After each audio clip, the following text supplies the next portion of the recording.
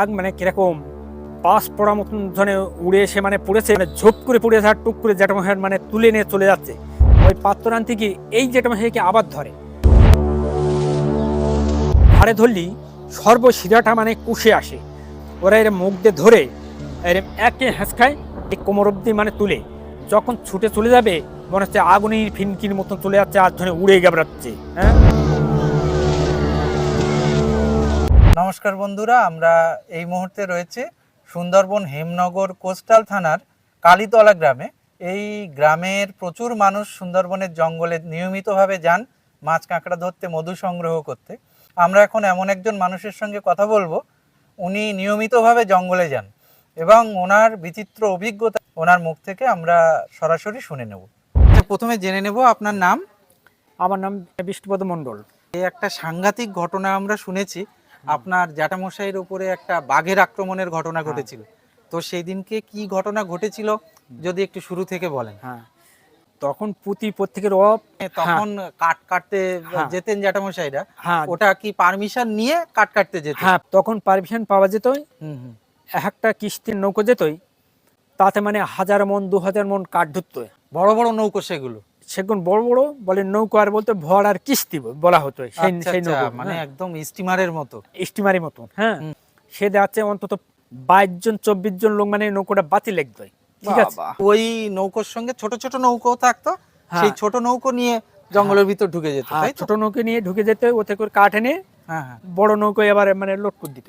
আচ্ছা আচ্ছা। তখন জ্যাঠামশাই জঙ্গলে কাঠ কাটছে, হুম হুম। তা জ্যাঠামশাই নিজে বলছে যে এখানে কি গঙ্গো করছে। বাবা।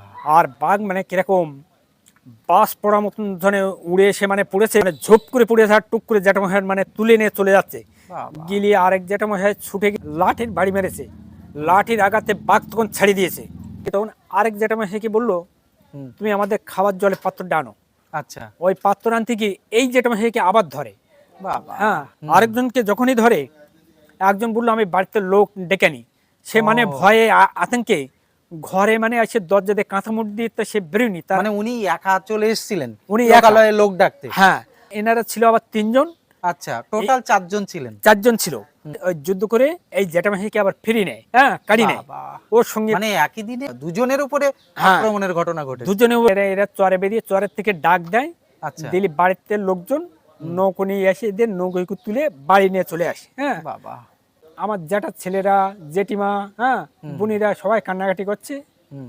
যে বাবাকে বাঘে ধরেছে, বাবার বাঁচবে না। হ্যাঁ, তখন এদেরকে আবার বসিরহাট বদরতলা হসপিটালে নিয়ে যাওয়া হয়। আচ্ছা আচ্ছা। নিয়ে গিয়ে ওখানে ডাক্তার দেখিয়ে চিকিৎসাপত্র করে।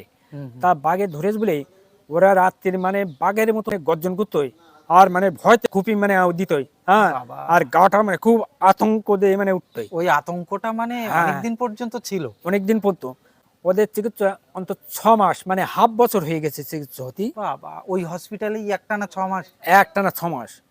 বাঘ মানে জিপটার ওদের মানে খুব বিষ দাঁতে, হুম, ওই বিষতে মানে বাঁচে না। তা ওষুধ এক ছেনে ওদের বীজগুলো কাটিয়ে জীবনে বাঁচিয়েছিল ওরা খুব মানে কষ্টের উপরে। আক্রমণটা করেছিল কোথায়? ঘাড়ে? ওই ঘাড়ে আক্রমণ করছিল, আর ওরা আগে ঘাড়ে ধরে, ঘাড়ে ধরলি সর্বশিরাটা মানে কুশে আসে। ওরা এর মুখ দিয়ে ধরে এরম একে হেঁচকায় এই কোমর অব্দি মানে তুলে, হ্যাঁ, যখন ছুটে চলে যাবে মনে হচ্ছে আগুনের ফিনকির মতন চলে যাচ্ছে আর ধরে উড়ে গাবড়াচ্ছে। হ্যাঁ, বাবা। আর একবার লাম্বারে তা 20 হাত করে ওরা আগে যায়। প্রথমবার যখন জ্যাঠামশাইয়ের উপরে আক্রমণ করেছিল, হ্যাঁ, মানে ও বেশি দূরে নিয়ে যেতে পারেনি? বেশ কিছু দূরে নিয়ে কোলে করে রেখেছে, চারিদিক তাকাচ্ছে। জ্যাঠামশাই বললো আমি তো জীবনে মরে গেছি। হ্যাঁ, যে মা বোন বিগত দেখলেন আমার বাঘে ধরেছে। আগে ধরার পরেও উনি কথা বলতে পেরেছিলেন? হ্যাঁ, বাবা মানে রে, চারটা তখন? দেন বলে মরে যাবে। হ্যাঁ, মানে আরেক জ্যাঠামশাই সে ছিল যুদ্ধের লাটেল, আচ্ছা। লাটেল খুব মানে যুদ্ধ ছিল।